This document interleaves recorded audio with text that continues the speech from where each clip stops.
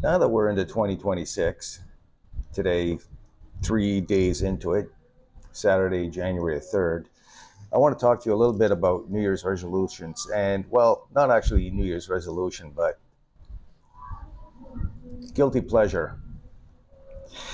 And I'm not one to particularly set resolutions, um, but I do have one little guilty pleasure that I do, and that's collecting watches. All over the internet, you'll see tons of YouTube channels, um, some dedicated to all the expensive Swiss watches. Others, tend to gravitate to the Japanese market, the Casios and the Seikos. And then you have your other ones where you have your Chinese markets, and that, which actually there's a lot of quality Chinese uh, watches out there, and I actually have a few myself. Now, I'm not into collecting that big. I have like maybe 9 or 10 watches right now, and I like to have watches that I will wear at least on from occasion to occasion. I can't see myself, having dozens of boxes of watches just sitting there. Nothing wrong with it. It's just not me. So anyway, in the last year or so, I really wanted to get a good quality world time watch. So I tried a couple of different Casio ones that they had. World time allows you to switch between time zones and keeps the same. Like you don't have to reset the minutes or the seconds; it just does it automatically. Um, I like analog watches. I don't mind digitals, but I prefer analog.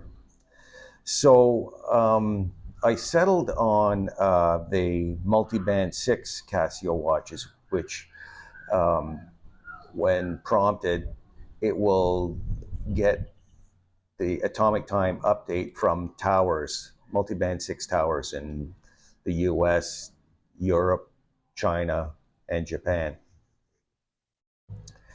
So I got one. I got this one right here.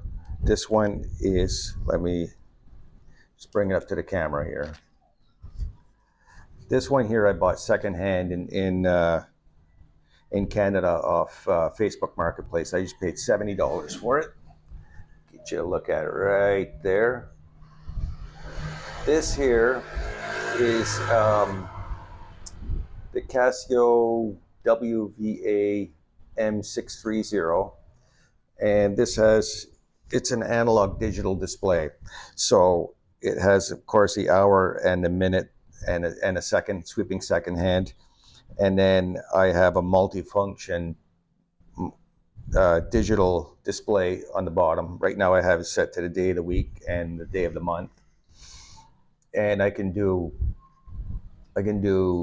stopwatch, timer, um, change my world time, second time zone, and then with that I can change the time zone that I'm in now. So right now I'm in the Hong Kong time zone, which is here in the Philippines.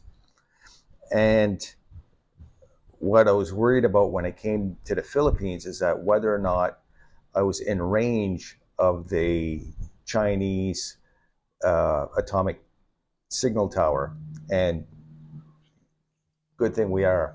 I can get it at night or when it's cooler.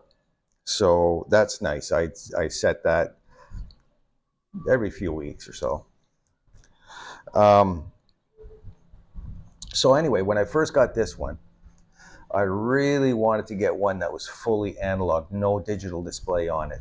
So I was scanning what was out there, checking out the videos and that, and I found one that I really wanted, and it was a little more expensive. It was going to end up costing me over $200 Canadian. And so I thought, you know what? I've got a dozen or so watches. I don't want to spend more. I can't justify it. So I made a deal with myself, and making deals with yourself is can be a dangerous thing. But actually, it turned out to my advantage. The deal I made was that I'll buy that watch, but I have to pay for it by selling watches from my collection. So I identified three different watches which I liked, but you know what? I didn't really need anymore. So fortunately, being in Calgary, living in Calgary, there's actually a really good market for used watches, and a lot of people out there do collect them. So if you're in a big city, it's easy to sell, and you'll get your money back too. It's not like you're going to lose arm and leg. Some you might lose a little bit. Some you can get the same price you paid for it. So I did really well, and I ended up getting this one, which is it does the exact same thing as this. It's got your alarm, timer, stopwatch, and it's got your multi-band 6, and it has all the world time. And this here is a beautiful, beautiful watch, and it's actually only available in Japan. So I had to order it through eBay in Japan, and this image is not going to show well, but all around the edge we've got all the different time zones for different select cities, and this is just a beautiful watch. And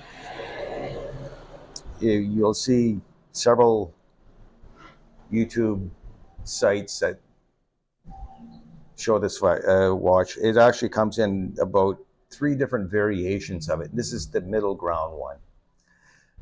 And I ended up paying, I had to pay a little bit of duty on it. So it ended up costing me about 240 Canadian to bring it in from Japan. And so that's my guilty pleasure as it stands now. However, there's a one up from that, which I really would like to get.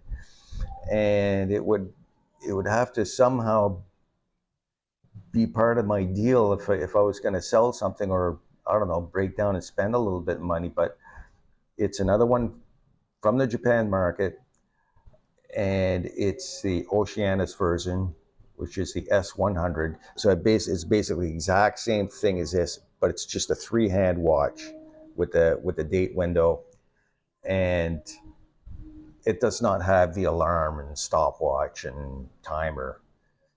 Uh, but it has a multi-band 6. It has your um, world time, and it's got such a beautiful movement. It's like a really top quality watch, and it comes in around 500 Canadian. So we'll see.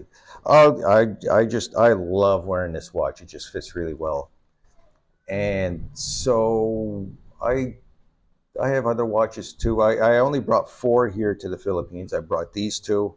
I brought another Casio, like a small diver watch, just inexpensive. I use that when I do swimming. And one other watch that was given to me, it's a Citizen Eco Drive, which is solar. And by the way, these two are solar, so I never have to worry about a battery with that.